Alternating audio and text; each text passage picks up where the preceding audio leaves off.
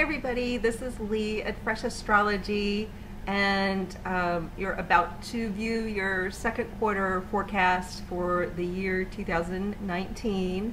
That means that I will be reviewing April, May, and June for each sign. Before we start though, if you do want to find me online for a reading or for a life coaching session, you can go to www.freshastrology.com. If you are interested in starting your own business and want support around that, you can find my other business, tribetripsandretreats.com, at www.tribetripsandretreats.com to find out more and join us there. All right, onward, here we go. Hi Libra, this is Lee at Fresh Astrology. So we're taking a look at the second quarter of the year 2019. That means we're looking at April, May, and June. So if you've never seen me before, I do a different kind of astrology or a different approach. I'm more fascinated and more passionate about talking or expanding the conversation around how we each as individuals can take control's the wrong way, because we're going to also talk about releasing control. But so it's not taking control of our lives, but understanding the power that we as individuals have and stepping more fully into our empowered way of being. So that's not a tight kind of control, like trying to control somebody or something, but just stepping into ourselves, like the whole shape of us in the world, and being more fully present as who we are, being fully here, being fully aware, that kind of empowerment. And so that's where my heart is. And that's where I feel you get the most out of astrology, it's my own personal opinion, when you step fully into who you are and understand the power you have over your own life. Not the grippy, tight kind of control power, but an empowerment. So anyway, that's the way I approach astrology. So we'll be talking about it from that perspective. And if that doesn't interest you, that is a-okay, but that's the way I talk about it. So moving forward to April, I'm also going to talk about this forecast in terms of the energy you're wanting to expend kind of out in the outer world, and also where you can kind of go internal and do some internal work to get you through this time in the best way for you. So your energy, you have a lot of focus during these 3 months on maybe travel, international themes, the law perhaps, publishing,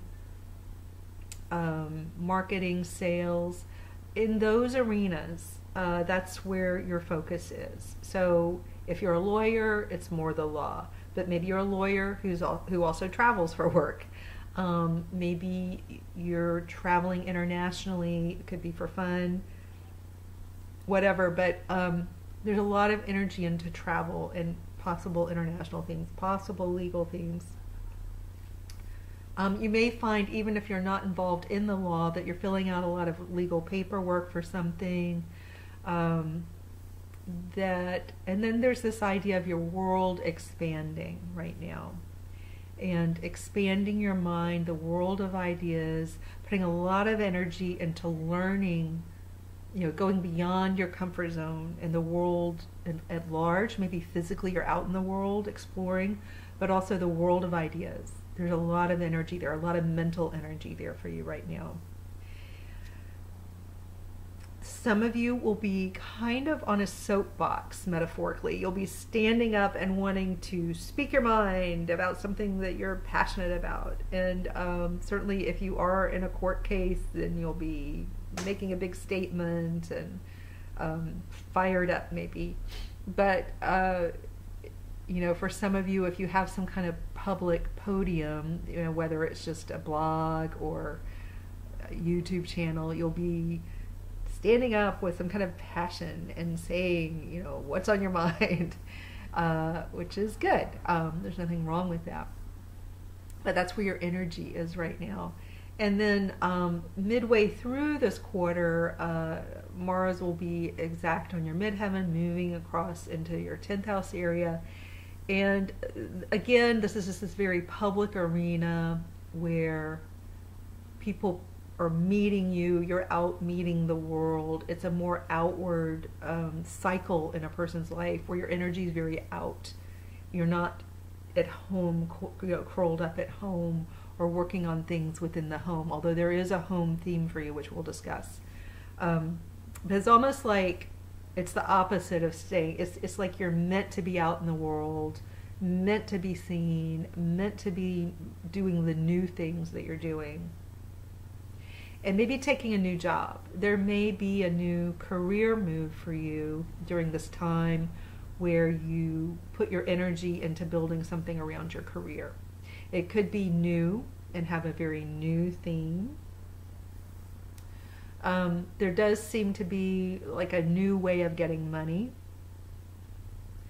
So for some of you, that just means, you've changed your investments, or new money can come in many different ways. It doesn't just have to come through a job. But combined with Mars, it could be that you're developing some kind of new job or opportunity for yourself. So that may come, as I said, like midway through. So kind of mid-May into June, some kind of new, trying to develop some kind of new opportunity. It doesn't have to be job related. It could be social or just a larger change in your life that's very visible to everybody. Usually it's an area of career, but it could be something else. Sometimes this will show somebody with a big relationship change happening. Not always, but it could be a relationship thing that's happening for you that's very visible. You see this in different milestones in life. When somebody starts dating somebody long term, they're really dating more publicly, it's more cemented kind of relationship.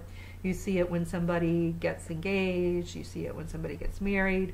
You also see it when somebody who's been very openly dating for a long time, people think of this person as in a couple, and then suddenly they're separated or not seen together, and then maybe there's a divorce. So these milestones in relationship, it just depends on where you are in life. So if you're at the beginning of a relationship, it's more like this visible beginning of a relationship or something serious. If your marriage has been unraveling for years, then it's a very visible separation. It just depends on you. Don't get scared either way. It's really depends on the person and where they are in life. But it may not be related to your relationship at all, but often that can be the case. The other big shift for you is that, and this has been recent, but it certainly plays into this quarter, you feel it, you really intensely feel the change in how money is organized in your life. So money is organized differently, it comes to you differently. There's this feeling of independence that comes along with this. So it can mean a variety of things. It means that you're creating your own financial independence because you've been cut loose from someone else, or you're just very motivated to make your own. You have a sense of independence around your money, and you really want to create that sense of sovereignty. And to do that, that means you're going to take control of your own finances and find ways to bring money in. And it may be a little erratic or feel unpredictable, and you're going to have to be inventive. This is all kind of the internal dialogue and feeling of it. But that's a big new theme for Libra, is how do I do this myself? How do I not rely on someone else? How do I make it my own is a big theme for a Libra right now, financially. And it's also a sense of independence within relationships too. It's wanting and changing how you deal with intimacy, but also there's this competing, it's a weird like push and pull at the same time. One is kind of cracking you open to, and making you more vulnerable and available to be in an intimate relationship. You know, there's a lot that's shaken you up somehow, so that maybe you are cracked open if you were kind of held tightly before. And by cracked open, I mean in a good way. Like it allows stuff to change and come in where things couldn't come in before. So it's I don't know what's shaken you up. Some of you, because Uranus did go across this threshold between the 7th and 8th houses, you have experienced the breakup of a relationship or the sudden beginning of one. And so in that kind of turbulent setting, against that turbulent backdrop, one is shaken to the core, whether it's a new surprising relationship that's very intimate, or one that's fallen apart. That does shake one up, and then suddenly it can kind of turn your world upside down. And then from that feeling, it's a feeling of, I really want to get some independence. I want to feel sovereign and like I can take care of myself. And that's both financially but also emotionally. I want to, in a different way than before, go into a relationship so that I feel stronger as just my own person. Something like that. So I don't know if that rings a bell for any of you. If you're not in a relationship with anyone, this is a relationship to yourself. These are your ideas around relationship. Maybe just some deeper psychological shaking loose that might allow you to have relationships again, or for the first time. Psychologically, regardless of whether you're in a deep relationship or not, you're getting shaken to your core, and it's causing you to, where things had been tucked away and tight, you know, and I'm talking on a, like, the part of you that can open to relationship or close to relationship. If you had been closed off and you've struggled, and this would be kind of an eternal hell for a Libra to never fully be in a relationship with someone. Would be very hard for a Libra. I think it would be psychologically hard for a Libra to not be in a relationship with someone after a certain age. I think Libras do have a tendency, it's almost like their natural set point is just to be in relationships. So I think if you've been alone for a long time and you struggle to stay in relationship, something's happening to you now, shaking you enough to maybe assist you into finally getting into a relationship. But it does involve a kind of breaking down before, or breaking open before you can allow that change to happen. And sometimes when we use words like breaking open or breaking down, as you might guess, it's not always pleasant emotionally, but something shakes you up enough and something loose enough that you can kind of get there if you've been very closed off. It just depends on where you've been. But there are definitely a lot of changes going on for Libras in the realm of relationship. Whether you feel like, no, my love life's totally dead. I do get these messages, nope, I haven't been in a relationship my whole life. There's no one on the horizon. I basically sit on my sofa every night. I never leave my house. No, there's nobody. That being said, you're still being shaken up to your core, and psychologically and emotionally. Certainly what wants to happen is some kind of shaking loose from that closed off world. So no matter where you are in reality, what wants to happen is some kind of massive change in your world of capacity for intimacy with another human being. Even with friends, your world of friends could be shaken up a bit. But your world of relationships on all fronts, so friends, family,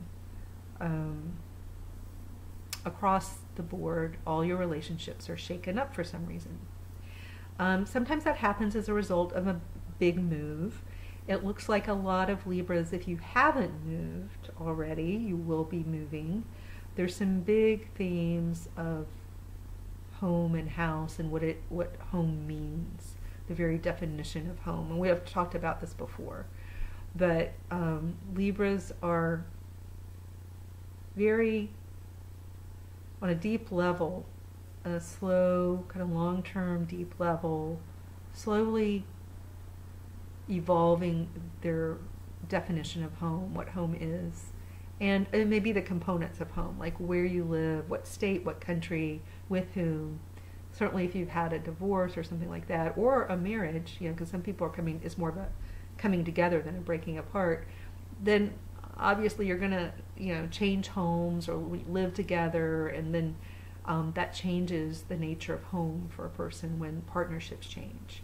There are also family things that are changing, maybe kids growing up or kids coming in, but so much about your home world and your relationship world has just totally changed and will be changing. So that's sort of the outward stuff, like the things around you changing, and your energy is more going toward pushing you out into the world, getting yourself out there, learning, absorbing new things. And then where you need to release your grip, release control, is in the area of home and family. That is where you do best emotionally to just release your control. I'm just going to make up scenarios because I don't know what yours is, but maybe if you're clinging to the idea of living in one place, release control. Who knows what will happen? There are a lot of unexpected things that are going to happen for people during this time frame. But releasing control over family members, releasing control, like if sometimes there's this line in the United States where people say, well, she wears the pants in the family, or he wears the pants in the family. But, there's this idea that one person kind of controls everything that happens in the house. Well, if that's you, then for some reason or another, you're going to just release control. You're going to either be forced, people will force you to release control, or I think it's better if you voluntarily release control here. It's more like a karmic lesson for you just to stop trying to control everything. You can't control your partner, your loved one, your family members. You can't control everything. And certainly around the home, you've got to, with this energy, it's bad. You don't have to do anything. You can continue to keep control and tightly grip if you want to. That is your choice. It seems better and easier for you in the long run if you do this kind of mind expansion and conjunction and deal with all these changes that are happening to you by releasing your grip and your need to control. Maybe there's some perfectionism here, or an established idea of the way things should be. Like, I don't know what your established idea of the way things should be is, but in traditional roles, sometimes it's like, well, the woman should cook, or the man should make the money, or we should both be splitting everything half and half. Like, you do half the dishes, I do half the dishes. You do half the laundry, I do half the laundry. We have our established ideas, right? Our established routines. This is about releasing that tight definition of what family life is, what home life is, what our chores are. Just stop. And letting life in this arena, in the realm of home and family, get messy and unpredictable, and just let it unfold the way it's going to unfold without you trying to do anything with it. Maybe that means that your partner's laundry just doesn't get done because he or she doesn't do it. You get yours done, and they just don't get theirs done. Or, maybe you have one idea where to live and the other person wants to go somewhere else, and you could just experiment with what it doesn't mean. When I say release control, I do want to be clear, because we're talking about partnerships and other people. I definitely don't mean that you allow someone else to take control of you or to run your life. That's the opposite of releasing control. or taking control yourself is not allowing someone else to take control. Like, it's not a this person takes control or this person takes control equation. And I think that's why sometimes people tightly grip to control, because they're like, well, I don't want that person to control me. I don't want that person to make the decisions. But life itself is going to do what it's going to do, regardless of who's trying to take control. So when I say release your grip and stop trying to control, I definitely don't mean allow someone else to control you now because you're releasing control. I just mean loosen your grip on life a little bit in certain areas where it feels stressful and tight and hard and like something's trying to change that you don't want to change. Just loosen your grip and see what wants to happen with life in general. And it doesn't matter what someone else is trying to do. Don't let somebody else control you. That's not, I'm not talking about letting someone else control you, but just in your own life. Sometimes if you loosen your grip, you actually have more so-called control because you're not so fearful of losing something. So there's some kind of little conundrum there for a Libra to work out for him or herself. And there's definitely this feeling of healing in relationships where you've been wounded. So, and I do feel like you get a lot of help with this. I feel like some lucky things can come in, influences, people, I don't know, but I do feel like you have help healing. And maybe it's through meeting somebody new, or maybe it's because you have met somebody new. Your relationship may have broken apart a while ago and now you've met someone new, and that is an avenue toward healing. Or maybe you're just, through your own desire to have sovereignty over your own life and have your own finances, maybe establishing a sense of independence is the thing that is healing for you. But I do get the sense that there's a lot of healing going on for most Libras. And overall, just to recap, in this 3-month time span, there's a lot of world exploration and opening up your world and putting yourself out there, expanding your mind and your worldview, and being more public and vulnerable and transparent. Also good. And it's an adventure. Mostly look at it as an adventure, whatever it is. All right, take care.